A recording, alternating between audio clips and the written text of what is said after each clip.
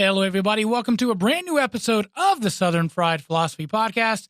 This is a special episode. On this episode, we are going to go to Southern Strain Brewery. We were there for opening weekend. The guys were gracious enough to have us there. So it was myself, producer Brian, Mojo, and even my dad Cliffy got on board on that one. So here's our episode for Southern Strain Brewery, a live recording. Here we go.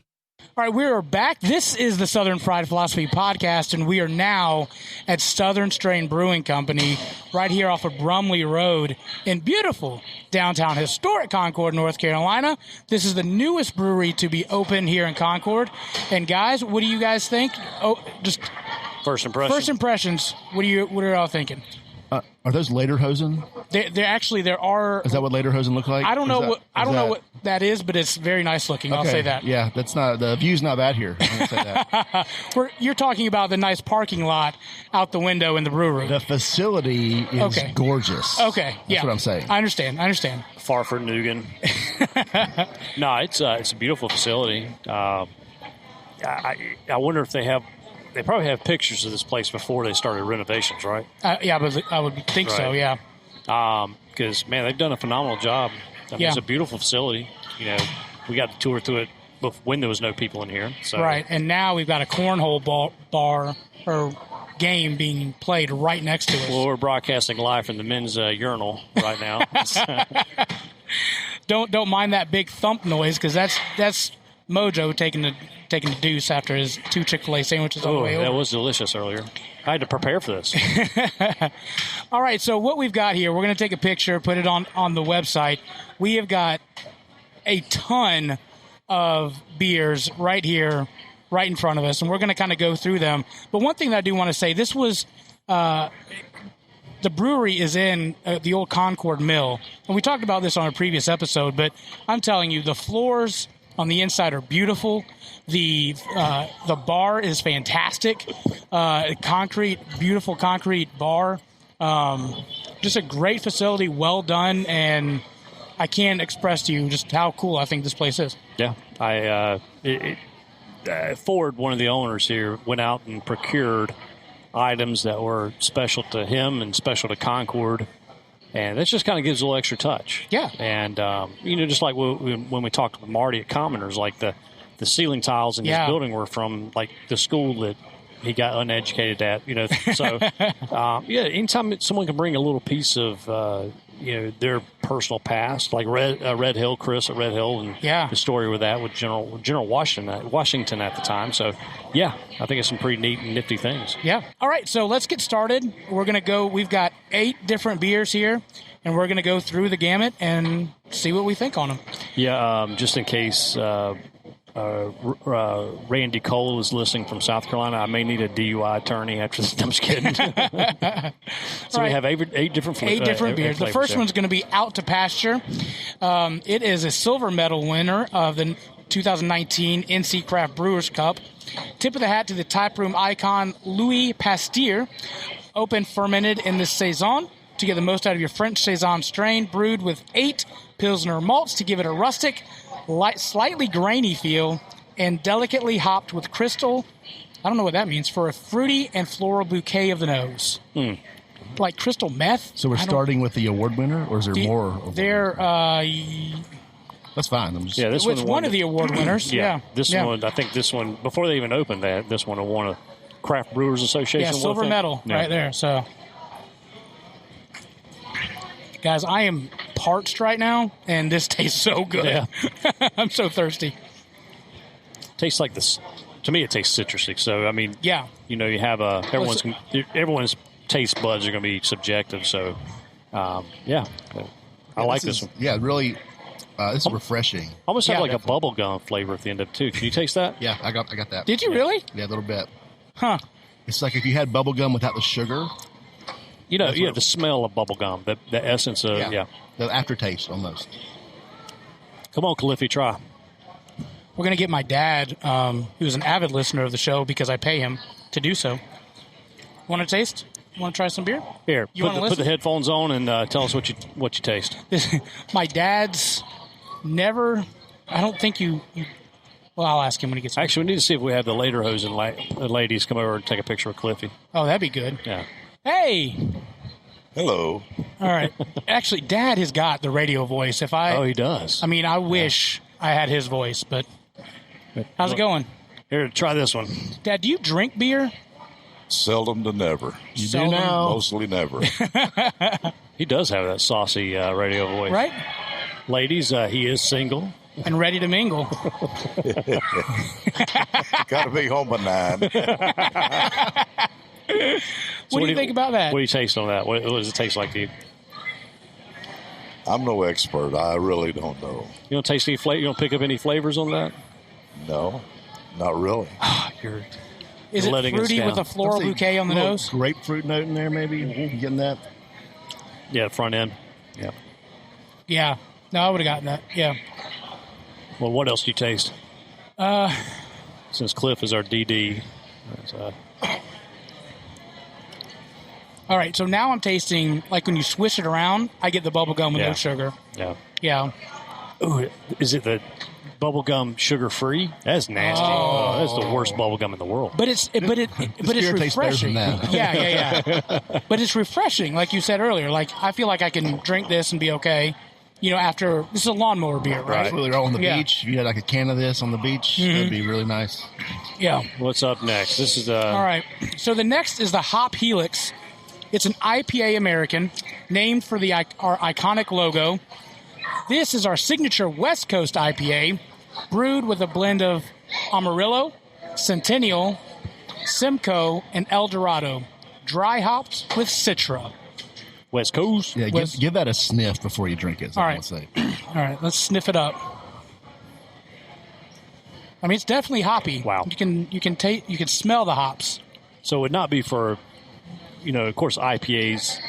You either love an IPA or you hate an IPA. Right. There is no middle ground. Right. Because the hops just kind of gives it that dank, like the smell of. I'm the only one who probably knows this at this table, but the smell of weed has that kind of dank smell. I would not know what you're speaking of. That's what we're talking about.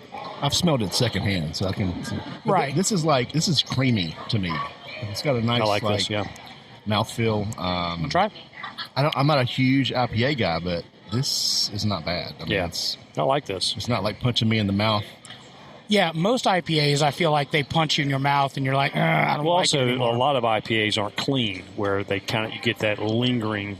Like you cannot drink another beer after it because you still taste the IPA. That's a good call. Yeah. It's like making out with my wife after she eats boy, Funyuns. Yeah, good call. Funyuns. Yeah. You still, I'll make out with you, but I'm still gonna taste the Funyuns. Cool Ranch Doritos. I like Cool Ranch Doritos. okay. But no, I like me some Funyuns. A Funyun flavored beer. Maybe that could be a April Fool's beer. Yeah. All right. So the next one is the Double Helix. So it is the exact same beer, just more concentrated. We'll say that it's more concentrated. So, what? More the same. Okay. Oh shoot! Oh, man down. Can't take you anywhere. Hey Jack. I only had half a beer. I know. You okay? Yeah. He's not made of sugar. That'll be all right. Well, I'll get it. I'll clean it up. Well, okay, that's more than. Hey, Cliff's colostomy bag just opened up, so. do you see paper towels anywhere? I see some over there. All right, let me go get them. Gotta get them. I'll go get them. Woo-wee. Uh-oh. We got it. No, We got spilled. Wow. He's got paper towel. Here we go. We're good. We're good. We found the paper towels. He's dumping beer on the floor. Tried that yet? No, I haven't got that far. Where's Hussein? Where did he go, by the way? I'm trying to get him hooked up with some chicks up here. So The lederhosen? I told him that. I was like, Huh. Okay, I like that better. We're going to look like, remember they, Billy Madison, or it was one of his where he was taking care of the kid and he just put newspapers down on the floor. Big Daddy. Big Daddy. Yeah. This is going to be about it. We're just going to leave it. Sorry, Dad. That was my fault. I wonder if commoners actually sent some of their bartenders up here to help out. They might have. Because one of the chicks, two of the chicks from commoners is up here helping out. Well, working or like, oh, well, Yeah, working. that's interesting. Yeah. All right. Well, we're just making a big mess.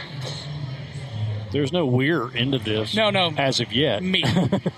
Sorry. Give it a few minutes. I'm sure I'll. All right. And we're back. All right, so this is the double IPA. It's the same thing. From what Ford was saying, is the exact same beer as the hop, but it is just it's just less water. They use less water on it, so it's more concentrated. Yeah, it's more flavor, I would say. Yeah. I don't like IPAs, but I kind of like this one, whatever that means. Wow. It's good. That's yeah. It's got a punch to it, but it's not like it's a good punch, right? Yeah. It's like you have a slap and tickle with your girlfriend. Ooh. I'm trying to think about that comment you just made. No, it's I like that. It's some double IPAs are so overwhelming to where you can't even get past like the scent of it to take it down. You know? Yeah. This one, it feels like it's going to beat you. It's like, it's like you're about to get hit in the face by Mike Tyson. Right. And then it turns out the punch feels more like Big Bird. Yeah. Okay, I was going to say it kisses you instead, but okay. Well, yeah. Also, this, you kind of get that notes of fall, like the dried leaf. Oh, yeah. The smell of dried leaves in the fall. Okay. So, well, that's for me. I'm just trying to make up words now to sound educated. No, that sounds good. I like that. And the band started up in the background, so there's that. Hey, we're live, man. It's cool. It's cool, yeah. There's cornhole going on. Some guy is under the foosball table. Evidently, you can repair that. I think we need to save this one last. All right, so okay. To cleanse our palates. All right, so the next one we're going to go to is the local vein. This is a crisp and easy drinking hoppy lager, dry hopped with Simcoe and Mosaic, and fermented with a classic German lager strain. A reminder of the long-lost gold mine located deep underneath our brewery tap room. Evidently, there's a gold mine underneath the brewery tap room. That's nice. Yeah. Maybe that's how they're paying the bills up here before they open. All right, so here we go. We get panned for gold now?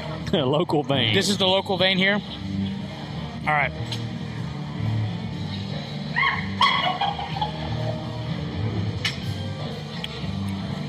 I'll tell you what. It's so much lighter than what we just had. It tastes like water compared to what I had. I drink like half of it before I can taste it, probably. So. Yeah. Now that would be your lawnmower beer right there. There you go. Real light. Yeah. Yeah. This is definitely. This might be right up Cliffy's alley.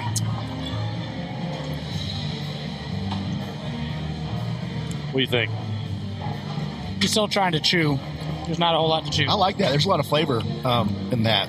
That'd be a great, like, if you're going to have 5 or 6 beers, before the end of the day, that'd be the beer to go to.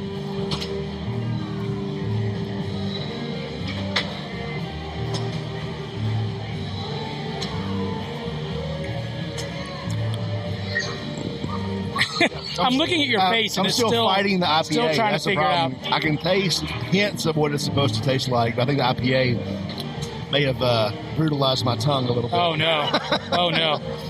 Okay. It's getting there. I can tell this is really good. I just can't describe it. You should have started off with this one first. Yeah, maybe. Yeah. That's okay. We can start over in a minute. Yeah. Round dose. All right. I like it. Like you said, great. You can have a couple of them, not feel like it's too heavy. Yeah, this could be like a daily driver kind of thing, Yeah. Get home from work. Pop a top. Yep. Put it in a brown paper bag. Yeah. All right, the next is the OK Lunch. A crystal clear light lager brewed with Pilsner malt, paddy-grown white hops, hopped with crystal, and fermented with our favorite German lager strain. named after a 1940 downtown Concord bar, having a lager with lunch was encouraged. How about you? Okay, lunch. I think I kind of dig 1940s Concord. Let's go back to it. Every time I grab a Miller Lite at the old Applebee's for lunch, I get frowned upon by the church ladies. So. Yeah, I mean, that's probably its own conversation, though. Like a lot of countries, it's fine. Like in London, you go, like that's the thing you do. You have a beer with your lunch. Well, in Germany as well. Well, yeah, like Europe. But here, we're all straight-laced and super productive. No, I remember when we went to Ireland, I had a Guinness at 8:30 in the morning with breakfast. And I thought that was unusual until I saw everyone else ordering them too. So I don't know if I started a trend or, So to me, this one is a clear different one than the one we had before, the local vein. Yeah, this one has a little bit more back-end flavor. Yeah, it's hitting the back end of the tongue. What was this one called again? This is the OK Lunch. Here's the Hecox. Oh. Yeah, OK is I think the proper descriptor for this. Yeah, it's just okay. It's okay. Yeah. It's okay. Compared to the other flavors we've had. I mean, the thing about coming to a craft brewery, though, is that you have the middle of the road and then you have the over-the-top flavors. This is somebody that walks in, they're like, I'm not going to try the specialty beer or the... Right, the double IPA. Someone who drinks maybe a Budweiser or someone who drinks sure, one of the big brand beers. This is something they can turn on to and still feel like part of the brewery scene. Yeah, no, this is a great one. Just like with the local vein, very easy, mellow, entry level. You're good to go. Yeah, it's good. I mean, I like it. It's just of the flavors we've had. It's the most subtle. All right, so Maltol is next. It's honorable mention of the 2019 NC Craft Brewers Cup, the NC homegrown beer category. This is our take on a traditional Norwegian-style Maltol brewed with floor-malted heritage malt from North Carolina's Riverbend Malt House, Saz hops, and a small amount of NC-sourced juniper Virginian in the kettle when then fermented with Voss Kevik. That's the actual strain of yeast that they use. We fermented this maltol in one of our square fermenters to emphasize the fruit flavors of cherries, raisins, and dates that this yeast can express. So this is the maltol. Molotov cocktail. How about you? Wow. This is the color of what I usually like to drink.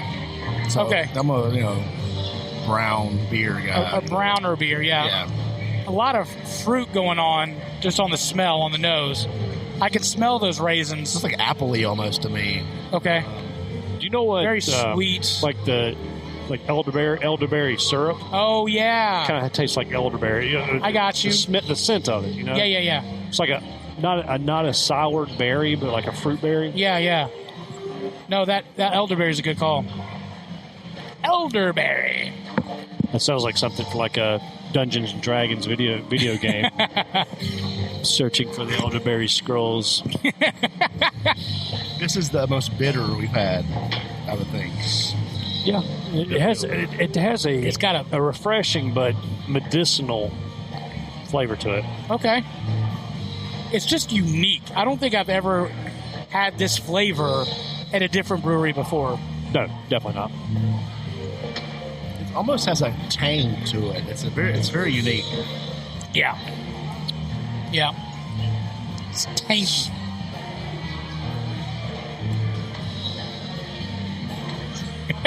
Dad waves it off. There's a penalty on the play. What are y'all's thoughts? Anything else? I like it. It's unique. I mean, once again, it's one of those ones where I could have one. I may not go back for two. Yeah. But, I mean, I'd come back and get it. Yeah. But I'll probably have two in one sitting. Yeah. I kind of want to have a steak with this. Oh. We should have gone with what would pair really good with it. Well, we can go back and do that for the list. Like a ribeye or something, I feel like would taste really good with this to me. I don't know. That's just what I'm getting right now. Yeah. You got to make more room. Sorry. Those two Chick-fil-A sandwiches are coming back at you, huh? Yeah, they're fighting right now. Actually, I really didn't. I had 2 Chick-fil-A sandwiches, but I had 8 Chick-fil-A sauces. Oh, so, yeah. Because the sauce is the delivery device or the sandwich. Yeah, absolutely. Is the delivery device. It's just a vehicle. Yeah. You got a flight of sauces before you got a flight of beers? Well, no, I haven't done a flight of sauces, even though it is actually a great idea. Yeah, no, we've done that on the show. That's right, we did on the yeah. show. But I think they've come out with since then they've come out with a few new ones. So. Okay, all right. The mac and cheese, just to be clear, the mac and cheese does not count as a dipping sauce. Just Have you had that yet? I have. Can you put that on a sandwich? No. Is it decent? No. Oh, it is really? awful. Really? Yeah, I was severely disappointed with the Chick-fil-A mac and cheese. I hated it. Larkin gave it 2 thumbs up. Of course, that's the same child and probably cardboard, so right. We're okay. They would also give it 2 thumbs up. All right, so we're going to go with the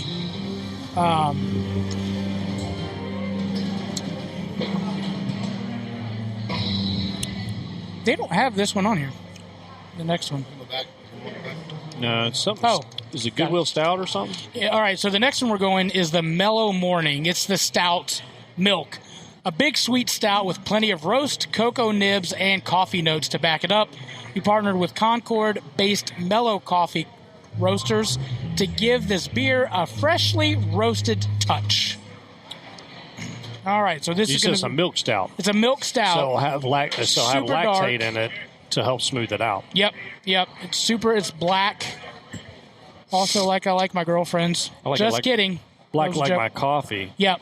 That was good. Yeah, I should have said that. Well, anytime I order a black coffee, I say just like I like my women. Okay. Bitter. See what you did there. Are you going to Starbucks to drink it? All right, so... I'm too cheap to go to Starbucks. God bless, $5 for a cup of coffee. Okay, that smells good. See, I also really like stouts. Yeah. So I'm excited about this. Yeah. I kind of wish it wasn't 7 beers ago. But yeah. No, we saved this. Yeah, I know why you do it. I like to ease into it. But yeah. It smells amazing. I mean, you can smell the coffee on that, Dad. Like, you can just get a good whiff. Yeah, I just want to sniff it. Can I put this in my thermos, like, for in the morning? Sure, 100%. I want to know what they did with the expelled coffee beans afterward.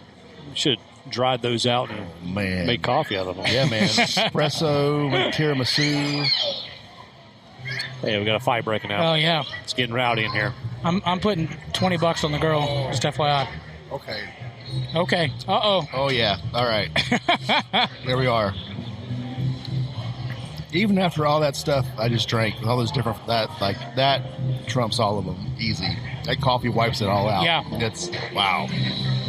The thing I like about this, and I told them that earlier, is most of the time when I get a stout, I always get that bitter at the very end, or that chemical taste at the back of it, of the tongue.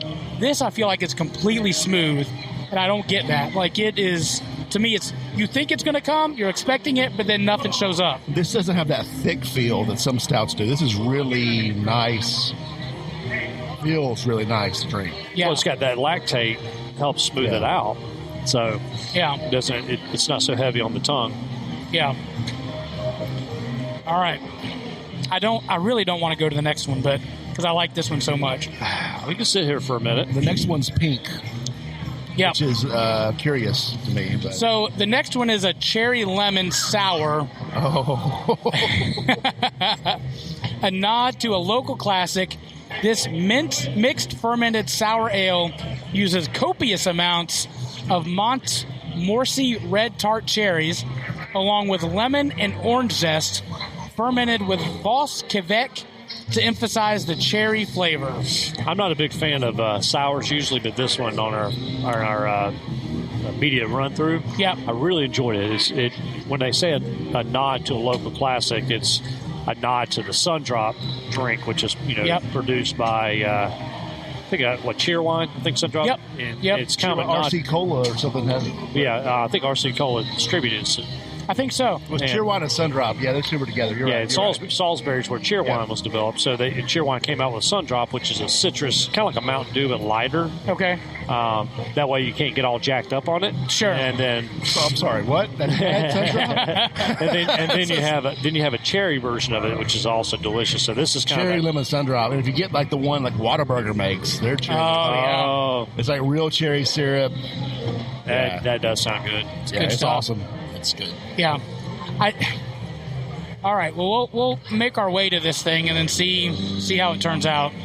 I mean, do you need to wash it down with anything to go from the coffee to the tart?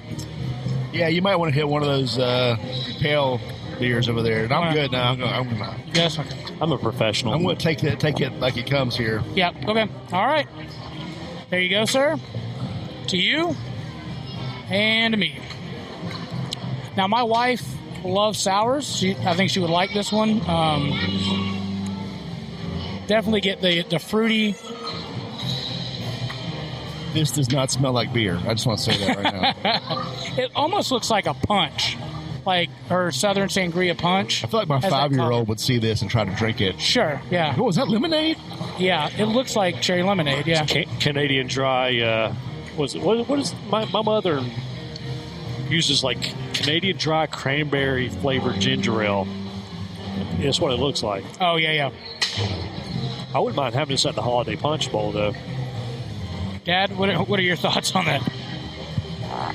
Like a punch. Like a punch, yeah.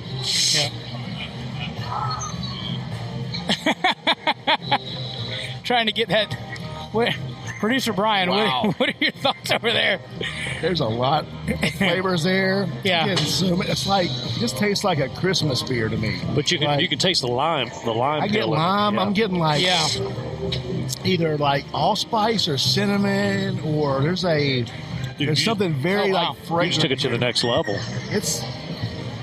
If I hadn't just had the best coffee stout or milk stout I've ever had, then this would be good. My tongue is rebelling. It's a sour. I will say that for sure. Yeah. Wow. I see where they're going with the cherry lemon sundrop thing, though. I really do. There's something like this is like Christmas, like holiday punch kind of beer, for sure. Yeah. It's very citrusy, but it's mellowed out by that dry cherry taste. Mm-hmm. You know. Yep. Yep. It's almost like I don't know. I can't. Dry cherry. That's a very good description of this. Yeah, this is good for a hot day, sitting on the back porch, just chilling. Yeah. What was the name of it again? This was the cherry lemon sour. That's like is that a flavor at Bath and Body Works for body sprays? It should be. It should be. As long as it doesn't come in glitter, I'm all right. I'm okay with glitter, too. It's fine. I am not, because I've been accused of too many times of visiting the Gentleman's Club. Yeah. You say you went to Bath and Body Works. Well, I did say it was. I do claim that I saw a sign that said amateur night, so I went up and tried to dance, but it wasn't you. Yeah, it was somebody else. Yeah. All right, gentlemen. What do you Producer Brian? You said it was the best really milk good stout. That was a really good stout. Yeah. That was told to me actually before we walked up. Yeah. Our friend Jack said, "Hey, that's one of the best stouts I've had." He said it's better out of a bottle, but like as far as local craft beer goes, there's a lot of guys do stouts and they don't really pull it off. Right. Sure. They try, but that is really good. Yeah. I really like that. Mojo, what's your favorite beer that you've had today?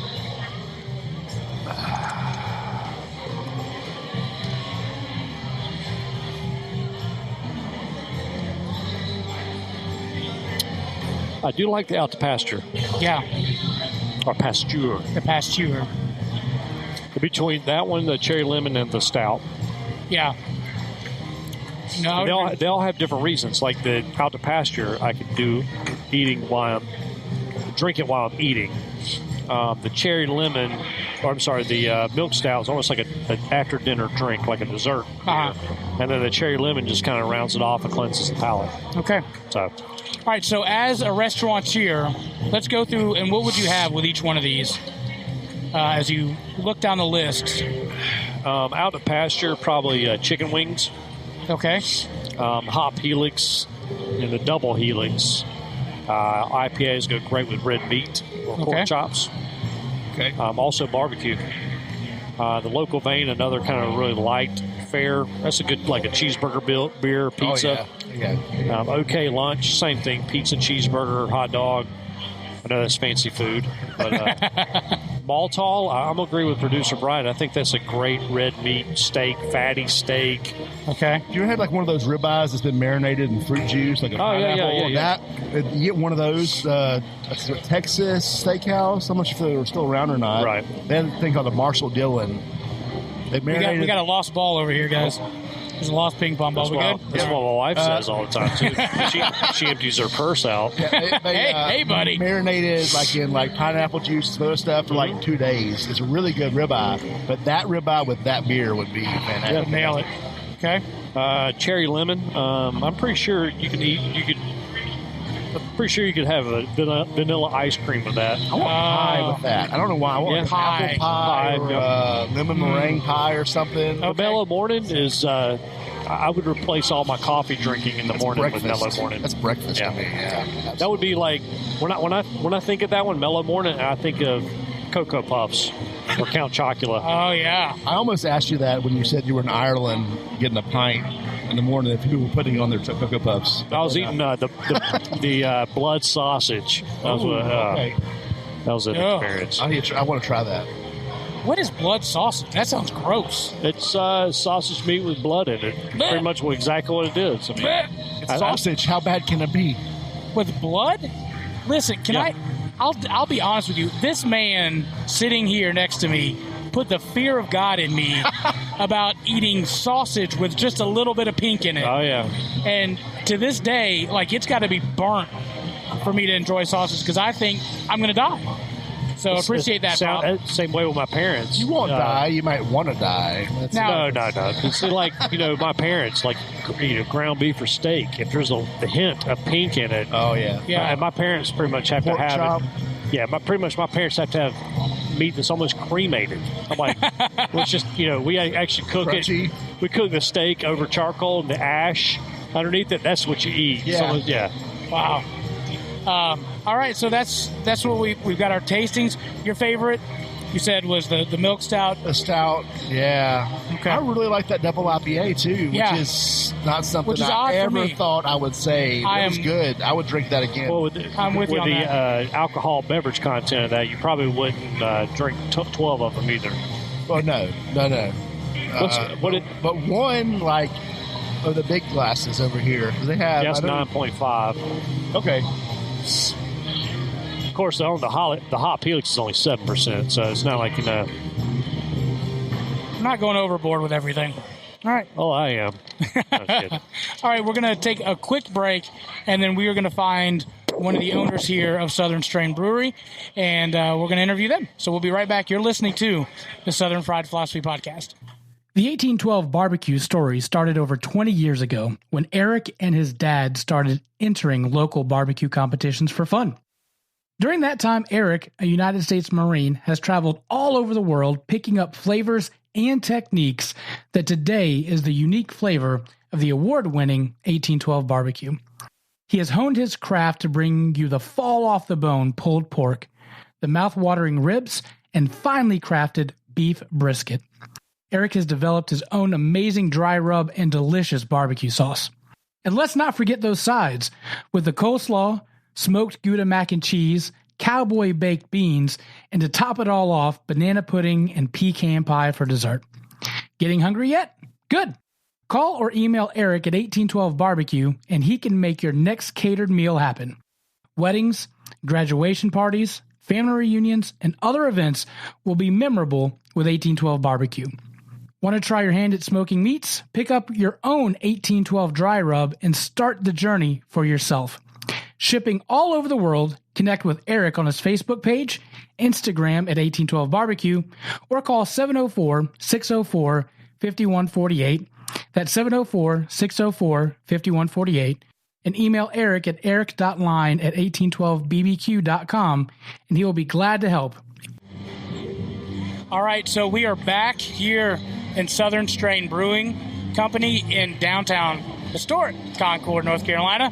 With us right now, we've got Bart Roberts, the head brewmaster? What do you is it brewmaster? I like head brewer. Head brewer. Brewmaster's a little confident. It feels like you should carry a whip though and be like, whoosh, exactly. And I'm not that kind of guy. No. And we've never mastered brewing, so we're always improving. Okay, there you go. That's a good idea. I think we need to do like an ode to the 1980s Mixmaster DJ Flash or something like that. Oh yeah, come on, that sounds awesome. Yeah, that sounds more fun. Brewmaster sounds. Yeah, I think Mixmaster. Yeah, I think because that's where wiki wow. You're doing some Harry Pottery witchery back here anyway. So. There is some voodoo magic that has to be being done to make these delicious beers, man. Yeah.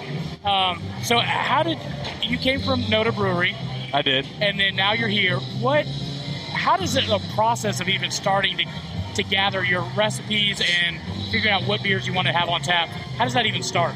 I think it's probably just developed over what I like to drink, honestly. Okay. Mostly, and we're trying to give the whole neighborhood something to drink and enjoy here. Yeah. What was happening last night? A lot of people were coming up to me and saying thank you for making a light lager, the OK lunch, so that we could actually have something to drink because they're not big hazy beer fans or all that, which is really hot right now. But we're trying to satisfy the neighborhood.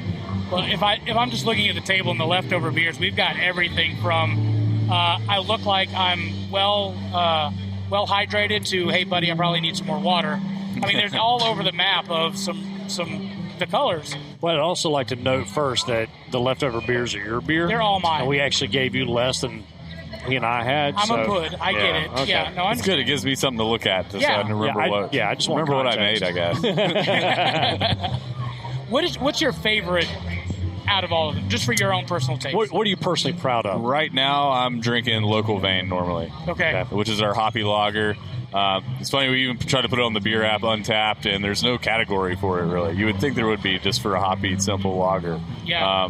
We're trying to just make something really crisp and easy drinking, but give you your hop fix for everybody that always likes the IPAs. But we want to keep you drinking all day long so you can have several of them and not just a couple. Yeah. And that's why we're trying to make sessionable, crisp beers like OK Lunch and Local Vein, and also trying to make some heavy stuff like the Mellow Morning. And on that one, it was really fun. We worked with Max Mello from Mellow Coffee Roasters, and he roasted a fresh batch of coffee for us and poured it straight out of the roaster and put it in the beer. Wow. What did you do with the leftover coffee beans? I'm kind of curious about that. It crossed my mind to try to do something with it, but I didn't. They're soaking wet with beer, and maybe we've had a great way to dry them out quickly. No, I mean, you have this open air facility right here. We could have moved the foosball table and just dropped them straight on the ground and dried them out. We could have, but I made that beer before the foosball table, so I had nothing. I got you.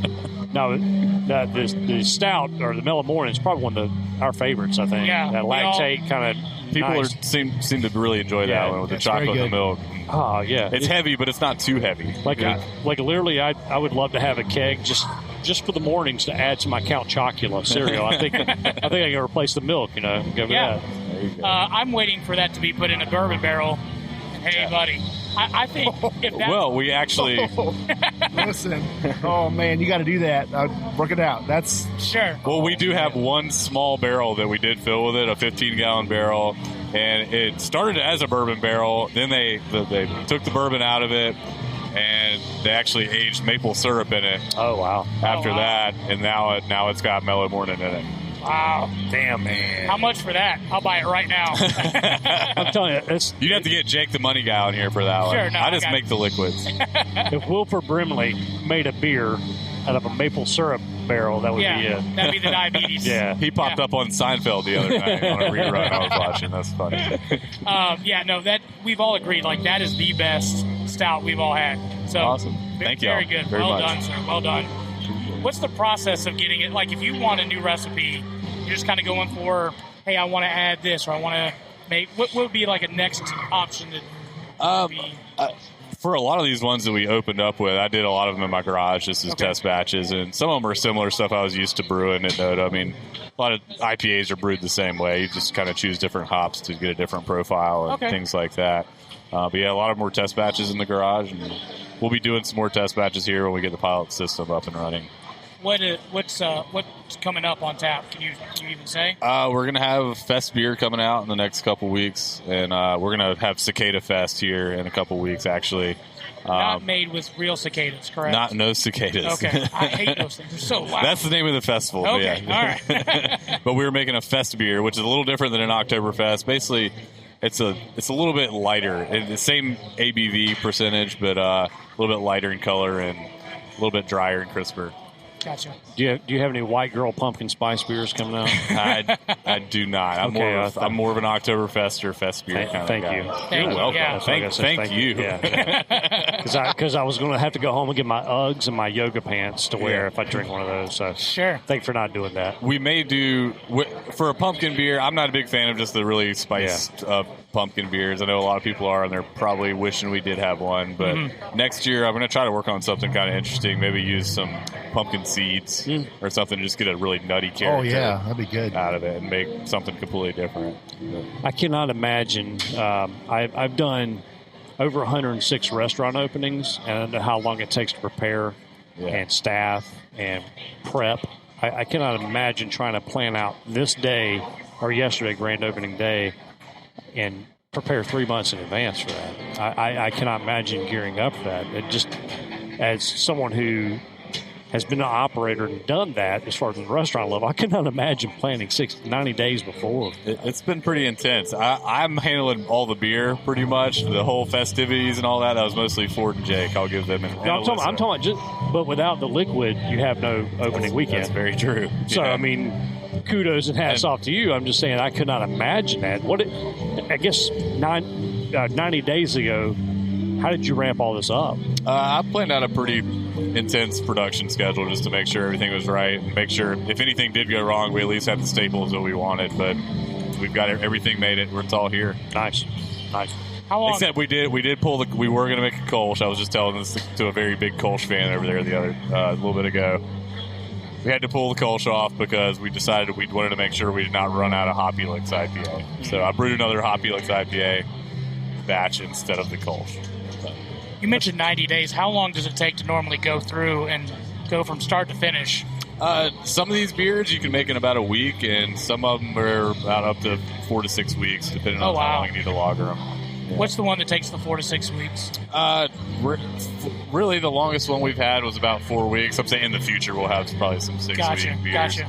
I'll let Double Helix kind of hang out for a little while just because it's a big beer. Yeah. And Hoppy Lager, I'll let it lager for a little while also. Gotcha. Cool. The Maltol is probably one of the most unique beers we've had. Yeah.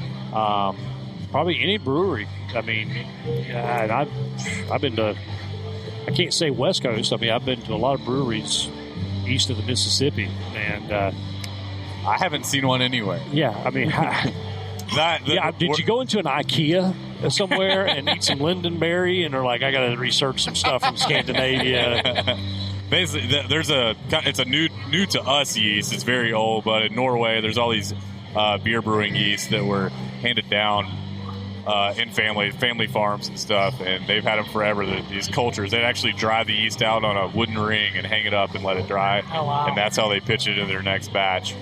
And basically, and they ferment extremely hot and extremely fast, which is like where I'm saying we have like a 1 week beer. But so that beer actually came out in about a week. Holy cow. A lot of breweries right now are just making hazy IPAs with them, which is all cool and fun. All right, here's my theory on hazy IPA and sours. Yeah. It's a batch of beer that went bad, and they decided to name it sour or hazy IPA. Gotcha. I no lie. I went to a brewer, a craft brewer here, not in the immediate area because I don't want to indict myself. Right. But they had 4 hazies on tap out of 10. That's the trend these days. Yeah. Is that a trend or just that many screw-ups? It's a trend. Okay, all right. I was making sure that was like, I mean, that'd be my batting record with my wife. 4 out of 10. So, I mean, well, and for those that don't know what a hazy IPA is versus a regular IPA, i.e. myself, what's the difference between the two? One's trying to be more sweeter and juicier, as where the hazy ones are, and the West Coast IPAs, which is what Hop Helix is, our IPA, is more of a crisper, drier beer, and I think you can drink more of them, and it's a little more refreshing, so that's the direction we went with that. And honestly, at High Branch around here, a lot of people love their hazy beers, and they're not too far from us, so if you want them, go over there. Yeah. We may play around with them in the future, but for now we're just going to stick with clear, crisp. No, the Maltol reminds me of. I like to say I have no clue what's in it, except what's on the descriptors. But you could almost taste in the back that kind of elderberry syrup flavor in it. So I don't know if there's elderberry. There's juniper. All right, so basically tips, what you're saying, not juniper berries. Right. Like juniper berries are what you taste in gin or something, right. A real pine tree-ish. Yeah, It's a little different. So what you're saying is that if anyone has a cold or the flu this season, you come get a Maltol. You'll probably Maltol. I like that. I think what he was saying is it's just the tip. It's just the tip. Just the tip. Yeah. So I'm going to go to Vistaprint and go ahead and get you some pharmaceutical pads. That way you can give everyone a doctor's excuse and a prescription for Maltol for this cold season. It almost reminded me of a mead. I've had mead at the Renaissance Festival, just the only place you get mead. Yeah, just a little like a way weaker, but good. But some of the flavor profiles were very similar to me. I don't know. Huh. I like it. I always think of mead as like being like the really sweet honey thing, no? Yes, yeah. I've had honey mead before. Okay, maybe that's what it was. But some are sweet, some are really dry, though. Oh, really? Okay. So basically what Southern Strain is saying, this will fix your flu, but also you'll become a Viking because you will definitely become a Viking. You may ravage and rampage and pillage. You need 3 or 4 in a row, depending on your body weight. I'm just saying for marketing, you should have a Viking hat back there. So after they drink 10, they get the hat. Do like the Burger King crowns, the Viking hats. And if you order that beer, you have to wear this. Give it to little kids. Yeah, I like it. And you get to swear. You just get to yell swear words the whole time. Right. Yeah, I like that. So what's something that you would love to do, but maybe you're kind of holding back a little bit? Nothing really. Nothing? You're just letting her fly. I would love to make a Doppelbock right now, actually. Ooh. What is that? I love a Doppelbock. It's almost like a huge Oktoberfest. Basically. Okay. Big malty lager. Okay. And bourbon barrel age it. So we may make that actually soon and let it rest until next year. That sounds fantastic. Then we'll pull it out in the fall. If you do a Doppelbock, I'd be grateful for that. I've made one before at Noda, and it came out great. Yeah. People enjoy it, but people don't know what it is, so they don't order it. And what is the brewer out of Pennsylvania? Starts with a T. Trogs, yeah. I thought you were going to say Iron City for a second. No. I might as well say Natural Light. But no, Trogs makes a Doppelbock, and it's like, 13-14% alcohol. Yeah, they're big guys. Wow. But it's delicious, though. Huh. I mean, it's a 2-beer night, if you're going to drink those. Sure. It's just, but it's good. I mean, this time of year when it starts to cool down and crisp and you're sitting out with a campfire, Doppelbock is great. So I'll reserve the first couple of growlers of that if you do that. So. Fantastic. Thank you so much for coming on. These beers are legitimately fantastic. So thank you so much. I love the nod to Cheerwine. Yeah. Oh, yeah. Our sun drop Cheerwine, yeah. Remember we had to, man. It's delicious. Yeah. Around here, small fast food restaurants around here have done their own version of it, so we need to make a beer version. Well, all I know is we're contacting Chick-fil-A in Atlanta. We're trying to see if we can actually put alcohol in Chick-fil-A stores. That would be the perfect. Don't think that's going to work, buddy. I know that's your dream. The drive-thru is going to be a lot longer now. Ooh. Yeah, that would be great. It's going to now turn into Popeyes. You get them open on Sundays too? Yeah, maybe. But while we're dreaming. Well, thank you so much for coming on, man. And also, give us some social media, website, whatever you can throw at us. I think y'all got Ford coming back, right? Yeah. Okay. We got He's the guy for that. All right. Yeah. Okay. You just brew the beer. Yeah. So I just brew the beer. Can we talk about like the equipment though before we let you go? Sure. Like how many fermenters? We've got a 5-barrel brew house. Okay. A barrel is 31 gallons, so it's a little over 150 gallons for every batch that we brew. But most of our fermenters are 10-barrel tanks. So usually we'll double batch and fill the whole tank up. Gotcha. We also have some square fermenters over there, which are made for like the Saison and actually the Cherry Lemon and the Maltol. All came out of our square fermenters, and that helps us get more yeast character when we want to. The standard tanks that you see over there for like the lagers and IPAs and stuff like that. Gotcha. Now I see a bunch of things that are coming down from the ceiling, and then some of them are connected, some of them are not. Correct. What are those for expansion? Is They that what's are. going on? Yeah, okay. we've got 5 tanks hooked up in here to our glycol loop, which is how we refrigerate a tank or control the temperature of a beer fermenting. And we can put about 20 tanks in here. So oh, wow. We're only at a quarter capacity. So basically what you're saying is you plan to grow. Definitely. All right. That's awesome. If you don't put those valves in from the beginning, you have to cut into it. Yeah, it's a huge mess. yeah. And Cost on that. yeah. Well, I'm hoping you guys will brew me a beer from my motorcycle dealership, and we can offer something like that. It'd be kind of cool. Let's talk about it. Yeah. Let's do it. Awesome. Cool. Well, thanks, Bart. Again, I appreciate it All right, so cool. much. Awesome. Thanks, guys. Thank you. Appreciate it. If you are in the market for a high-quality cigar for a very reasonable price, you must check out Watchman Cigars. Watchman Cigars is a family-owned business that puts the customer first with the best customer service in the business. Watchman Cigars offers the Habano for a full, spicy flavor, the Connecticut for a mild, easy-to-smoke option, and the Maduro for a strong, powerful experience. They even do specialty blends and partner with you to provide a custom exclusive line just for you. Watchman Cigars has all your cigar needs. Follow them on Facebook and Instagram at Watchman Cigars 1991 or email Leon directly at watchman_cigars@yahoo.com. That's watchman_cigars@yahoo.com. Or check out the sponsors section of our website. All right, Ford, we got you for the next 3 hours. So. Oh, great. Are you exhausted? The more time away from Jay and Caesar, the better. Well, we're trying to raise money for St. Jude's right now, so we're trying to do a marathon. Okay. Hello, caller. Are you exhausted right now? I was until about an hour ago. Adrenaline's got to be kicking. It's a drain because. Are we recording? Are we recording? We are recording. Well, All right. By the way, I like raw conversation. So, by the way, this is for Craven, which is also one of the most awesome names ever. Like, it seriously is. I'm thinking about changing my Social Security card to Fort Craven because I don't know the last name. I hope you got a lot of money. That'd be great.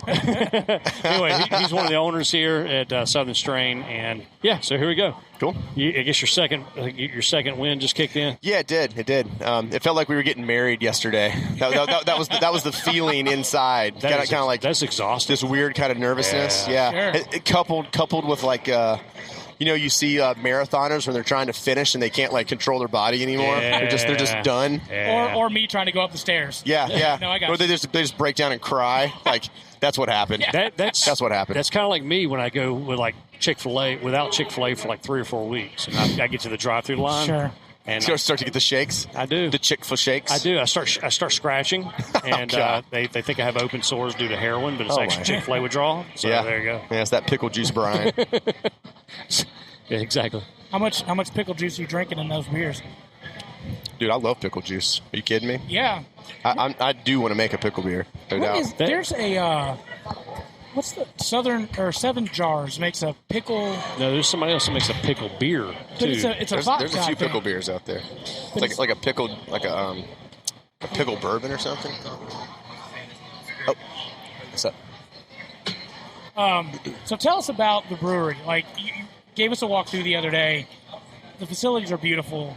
Why did you choose Concord, North Carolina, versus going to Ballantyne, South End? Sure. Posting up around 5,000 condos with just built-in clientele. Yeah. Well, first and foremost, I'm from Concord. I'm a native, 5th generation. I have always the root of my reasoning for wanting to be in Concord is that I've always wanted the best for Concord, and I've always been confused as to why quality was always skipped around here for some reason. I never understood it. Now, as a businessman now, I understand. It's like you do go to these kind of high volume places, and that's where you make a bunch of money. And Concord wasn't that. You know, we didn't have the millennial crowd, so to speak. Kind of going on around here. But even before that, no one ever put up anything. Like I remember thinking, like, how come there's not a bagel shop in Concord? Like, this is like a while back when everyone had a bagel shop. I'm like, what's going on? It's always been in the back of my head. I've always wanted to do something. I got into brewing and was like, I think this is it. Like, I think this is what I want to do. Yeah. Hooked up with Bart and Jake. They moved down to downtown Concord, and that was it, man. Both of those guys aren't very big city guys. Like they like the small town vibe and feel, and they were down. So that's what happened. Yeah, so that's why you chose Concord. That's why I chose Concord, man. And and we had an opportunity here in this mill to kind of bring this back to life instead of it, getting torn down and turned into condos or whatever. And also, this section of downtown, as you guys know, has always sort of been this neglected area for whatever reason. Again, something else I've never understood. Like, what's going on? And so, yeah, we saw an opportunity and we jumped at it. Nice. Yeah. And what this was the old Concord mill, is that right? Well, Concord, because it's in downtown Concord. Right. The very first thing I think who built it was the Lippard Yarn Mill, and that was in the 1880s. Wow. Something like that. Yeah. And then it was a number of different mills. It was the White Parks Mill, a couple other different iterations. Cannon Mills ended up having it at the end of the day. They pretty much owned all the mills at the end of the day. And it's just been manufacturing and storage since like the 80s. When you got this place, what was it like compared to now? Like when you walk through the doors? Well, where you're sitting now, all this was a huge machine shop, a big fabrication shop. So they're now behind us, behind this drywall here. But all this was machines, huge, big metal, press machines and everything. And then the tap room, 3/4 of the tap room was carpeted and had offices in it. So just drywalled offices. There's probably, I don't know, maybe 6 or 7 offices and a little kitchen and a little bathroom. Wow. So it really took our landlord, who's an investor of ours as well, to kind of show us what the potential was. We'd actually came here one time and wrote it off. We're like, this isn't it. This isn't what's going to work. And, and he kind of, shined our glasses for us, and we were like, all right, man, I think this is gonna work. We can all ride our bike here from our house, and it's cool. Like we get to rehab this old mill, and bring it back to life, and it just felt right. Yeah. And that's how we did the entire process of the build out. We took our time. We didn't want to get just cheap tables in here and chairs that you see everywhere, and just real easy stuff. Let's really put thought into every little thing, and make the tap room and the operations area a reflection of the type of beers that we do.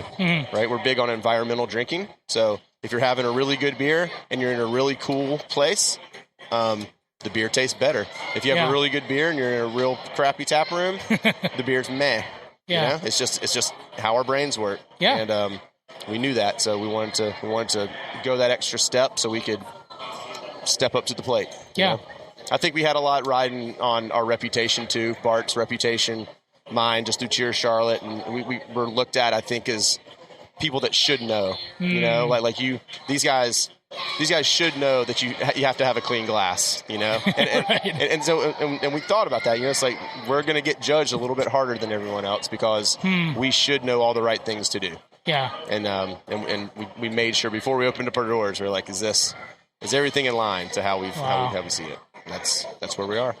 And right when you walk in and you go to the tap room, you've got a nod to Louis Pasteur, and just kind of you wanted to make science sexy, you said, on the tour. Yeah, we did. Which is really hard to do, right? If you think about that. I mean, Mr. Wizard isn't that much of a good looker, know? No, he's a funny guy, But it's like, when you try and make science sexy, it's you try to explain science to anyone. If they're not into science, it's immediately boring and a turnoff.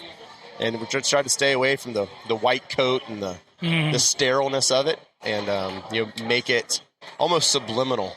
Like it's Louis Pasteur. You knew that, but his name's not written up anywhere. Most people don't know this. 1 out of 100 people that come in here ask. Everyone else just, I guess, is just assuming. Who's the old dude? Somebody, someone's grandfather, or Stephen Cabarrus, or somebody.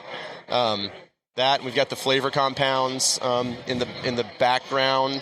Those are all beer flavor compounds in the background of the firewall. The blue glass behind the bar back. It's subliminal. There's a ring in the middle of it, and I didn't see that. If you look at it, it's a circle. It kind of looks like a portal into another world, but it's really representative of a yeast ring. One of the yeasts we use is a Kvik yeast, which is Norwegian. Bart probably talked about that earlier. Those yeast strains come from generations of families, and they get passed down literally in these wooden wreaths. And they're these blocks of wood that the yeast lives in, and they just pass them down, and that's what people put in their beer to ferment it, and then they pass it down the next generation. And so we have used a Voss Kvake strain for our Maltol, and that was the Voss family. So we kind of put that in there. We have our flowers in little beakers, and I saw that. You know, so it's very subliminal. You know, like you're surrounded by science, but it feels like you're not. Yeah, and the lighting, you said it kind of looks like an atom. Yeah, the lighting, the barrel ring lights look like atoms. Yeah. Our other partner Jake made those. That's awesome. So we and what we didn't even realize, and this isn't science, this is more like feng shui, is that after we put that the skylight above the bar. Okay.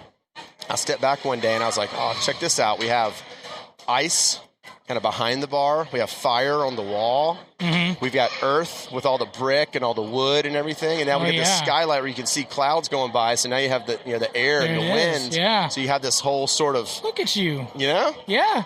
I don't know if you noticed our concrete Buddha that's sitting right outside the front door. I rubbed his belly. He's been here since we moved in. He was the doorstop when we moved in here. So I feel like he may have played into that a little bit. Nice. He wants us to have a very centered tap room for everyone. If at any point you just want to pay me in beer and I just sit there and let people rub my belly, I'm okay with that too. I would love that. I really would. Just sit there cross-legged by the front door. I've got to work on my yoga stretching. How has your expectations been fulfilled this weekend? I mean, blown away. I knew a lot of people were going to come yesterday. Yesterday was the first big day, but we had significantly more people than we thought we were going to have. Everything was controlled. It was kind of controlled chaos. Right. The vibe was really good. It wasn't like it was out of control and maddening or anything. It was just a crap ton of people. Yeah. And it's great. People have been buying merch like mad. That's good. So, well, when I saw y'all posted on your social media with like alternative parking spots, I did consider an Uber ride here. Yeah. Well, we actually have a Lyft code, so if you want to come back, you can use that. Nice. Well done. Yeah. I might have to partake in that before I leave today. Please do. Get home safe. What's been the biggest struggle when you were renovating this place? The three of us had never renovated a place before. We had never had to deal with subcontractors or contractors.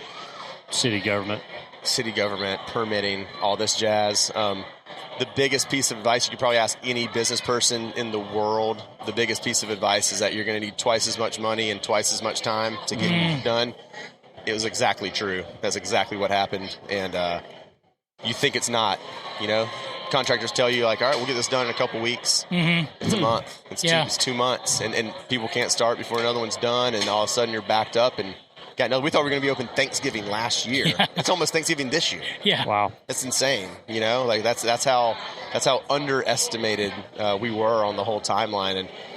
But really, in retrospect, that gave us the time to make these decisions. Yeah. To kind of build this out properly instead of being rushed. If we would have opened Thanksgiving, this place would not be what it is now. It would not be the place that we wanted it to to be. And that scrutiny would have come back to be like, you guys should have known better, and now you've got plenty of time. Yeah, you didn't have to open then, So I'm glad we waited. I think it was a benefit. Awesome. Yeah. Very cool. I know you got to get going to your other podcast. Yeah, well, I thought so. Jabronis, yeah. I sent them to the bar. Nice. What's your favorite beer so far for your palate? OK Lunch is my favorite one. I'm a light lager guy. Okay. I'm also a hop head, though. So the local vein, the hoppy lager, is really my go-to. And honestly, the cherry lemon, just with these hot days and whatnot, I can't stop drinking it. I mean, it tastes like Kool-Aid almost. It's crazy. Yeah. And it really does. I mean, I'm a big cherry lemon Sundrop fan myself, and honestly, it hints at that flavor. When you burp it up, though, it really does taste like it. I'm thinking about putting like legit. Yeah, I'm going to put that in my kid's school lunch. It's that delicious. Yeah, nice. No, that's good. The thing that I also like is you did a nod to science, but you also did a nod to Concord. Absolutely. Through the whole place. The furniture that you pulled out is from Concord or around Concord. And so you also made everything local as well. We did. We tried to... I always envisioned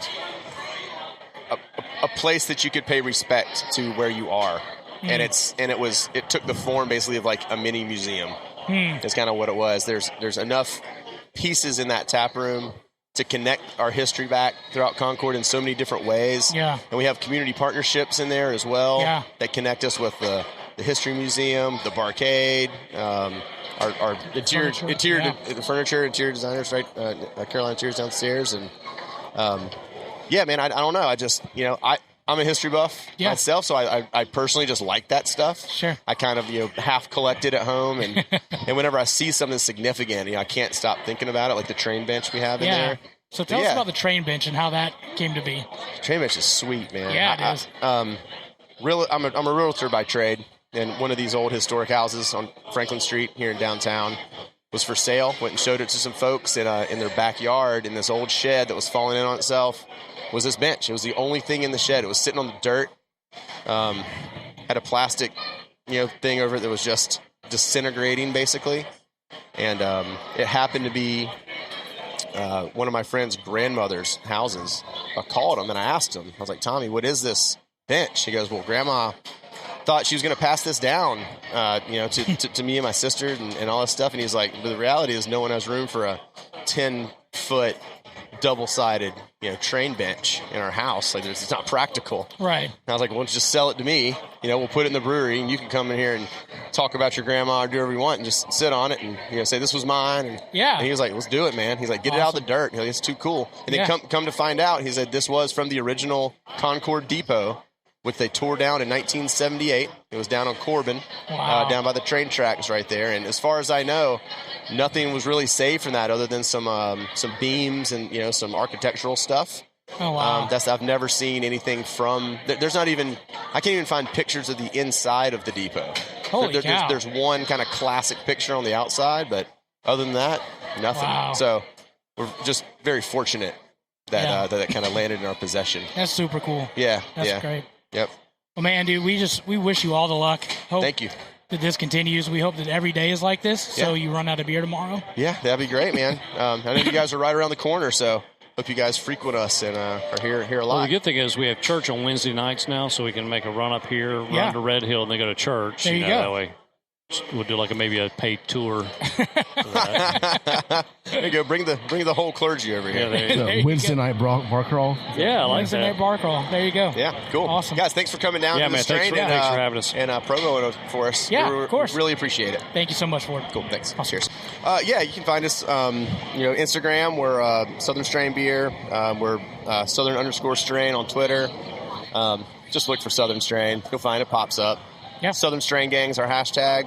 That's kind of what we call the growing family of people around here. Consider you guys part of the Southern Strain Gang now. Oh, wow. Yeah, so we made it. Feel free to use that. All right, we'll do. It's a family affair. Awesome. Cool. Cheers. Cool. Thank you. Thanks for it.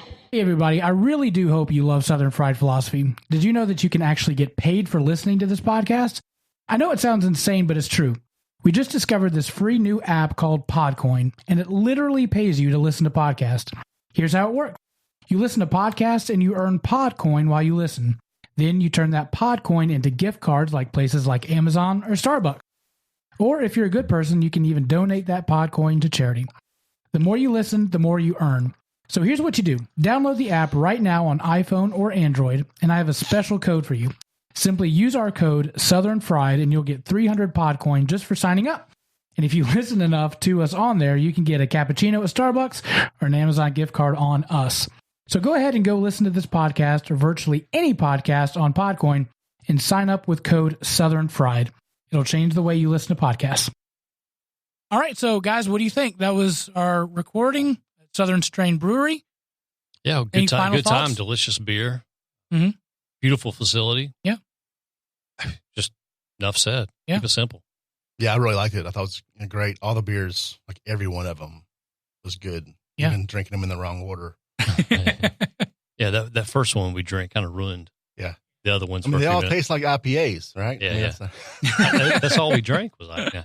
No, they very versatile. Yeah, they have a very good reputation coming in. Mm-hmm. People are already excited about them opening up in Concord. So, yeah, just great place. No doubt. Check them out, southernstrainbrewing.com. I think their socials are Southern Strain Brewing Co. There was a hashtag Southern Strain Gang. Yep. So check those guys out. We enjoyed being there, and thanks again, Ford and everyone else, for having us out. Thanks again for listening to the Southern Fried Philosophy Podcast.